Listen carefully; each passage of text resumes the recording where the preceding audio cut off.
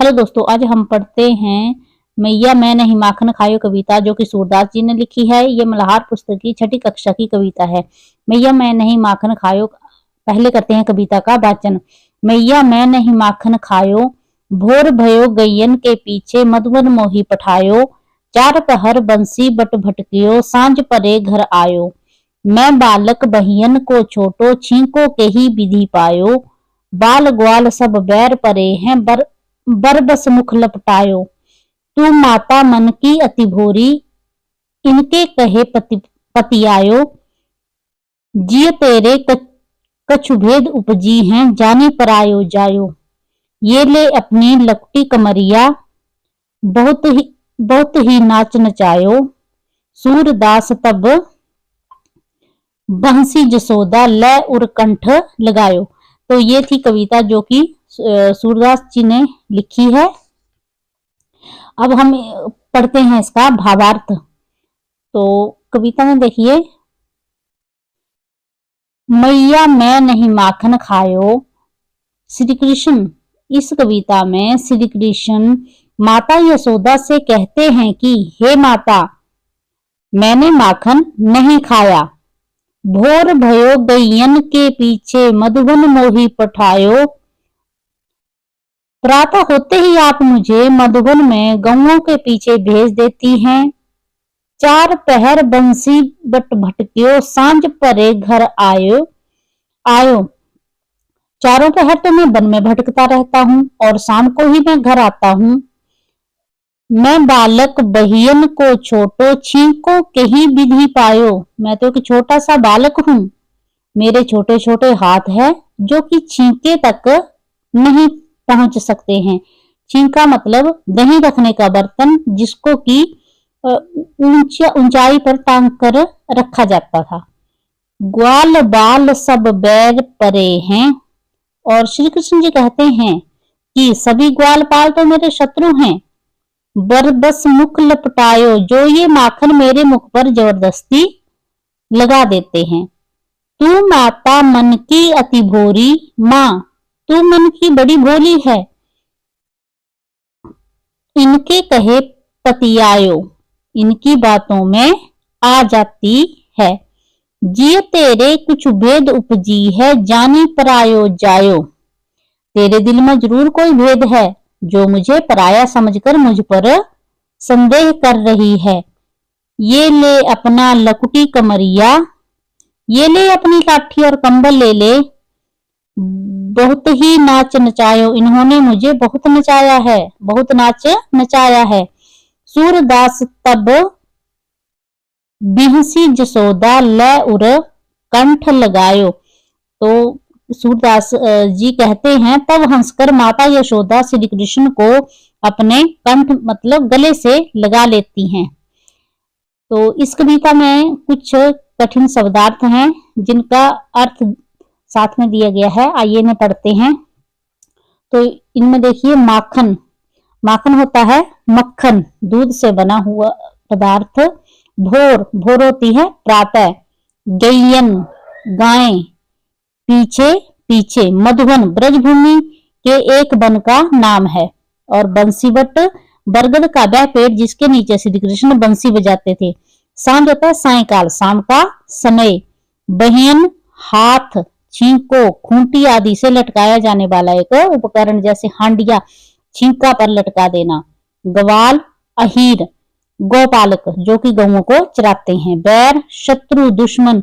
बरबस, जबरदस्ती, बलपूर्वक किया गया कार्य। लपटाया, लपटाना। भोरी, भोली। कहे, कहने में। पतियायो, विश्वास करना, सच समझना, सच समझ लेना। जिय होता है हृदय। भेद, संशय, शंका, उपजी, उत्पन्न होना।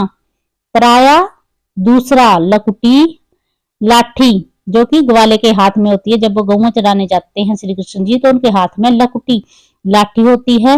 कमरिया, कंबल, कमरिया होता है कंबल।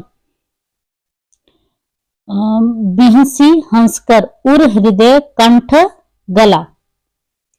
तो आइए अब हम पढ़ते हैं इस पाठ का सार। तो इस पाठ में श्री कृष्ण माता यशोदा से कहते हैं कि हे माता, मैंने माखन नहीं खाया है।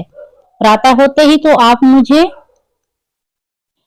मधुबन में गौओं के पीछे भेज देती हैं। चारों पहर तो मैं वन में भटकता रहता हूँ और शाम को ही मैं घर आता हूँ। मैं तो एक छोटा सा बालक हूँ जिसके छोटे छोटे हाथ हैं। मैं अपने इन छोटे हाथों से किस प्रकार छींकों से दही रखने का बर्तन जो होता है उसमें प्राप्त कर सकता हूँ। सभी ग्वाल बाल तो मेरे शत्रु हैं जो ये माखन मेरे मुख पर जबरदस्ती लगा देते हैं। माँ, तू मन की बड़ी भोली है, इनकी बातों में आ जाती है। तेरे दिल में जरूर कोई भेद है जो तू मुझे पराया समझकर मुझ पर संदेह कर रही है। ये लो अपनी लाठी और कंबल ले लो, इन्होंने मुझे बहुत नाच नचाया है। सूरदास जी कहते हैं तब हंसकर यशोदा ने श्री कृष्ण को अपने गले से लगा लिया है।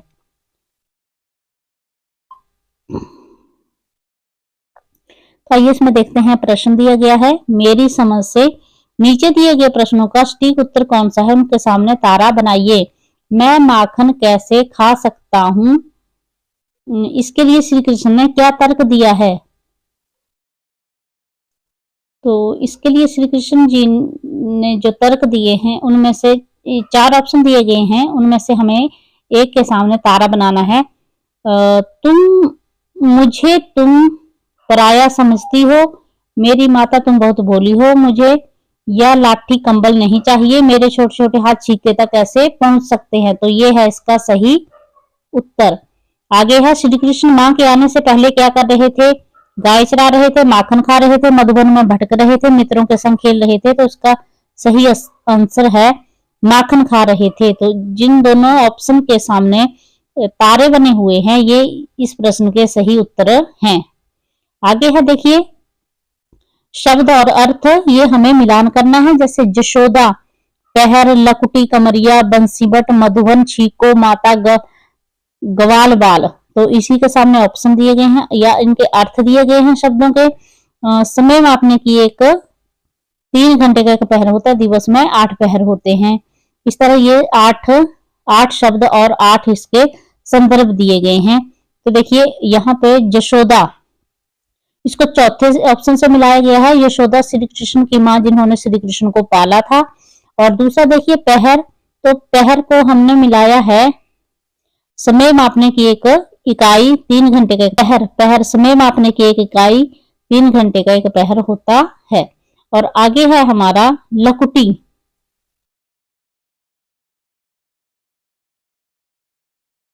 लकुटी, कमरिया, तीसरे को हमने 8वें से मिलाया है। लाठी और छोटा कंबल, कमली मान्यता है कि श्री कृष्ण लकुटी कमरिया लेकर गाय चराने जाया करते थे। आगे हमारा चौथा बंसीबट, तो बंसीबट को हमने एक बट वृक्ष मान्यता है कि श्री कृष्ण जब गाय चराया करते थे तब वे उसी बट वृक्ष के ऊपर चढ़कर बंसी की ध्वनि से गायों को पुकारते और एकत्रित करते थे। आगे है मधुबन, मधुबन है मथुरा के पास यमुना के किनारे एक वन। आगे है छींको, तो छींको को हमने तीसरे से मिलाया है। गोल पात्र के आकार की रस्सियों से बुना हुआ जाल जो छत या ऊंची जगह पर लटकाया जाता है ताकि उसमें रखी हुई खाने पीने की चीजें जैसे दूध, दही आदि को कुत्ते, बिल्ली आदि ना पा सके। आगे है माता, जन्म, इसको 5वें से मिलाया है। 7वें को जन्म देने वाली, उत्पन्न करने वाली माँ जननी। धन्यवाद। आगे मिलेंगे एक नए वीडियो के साथ।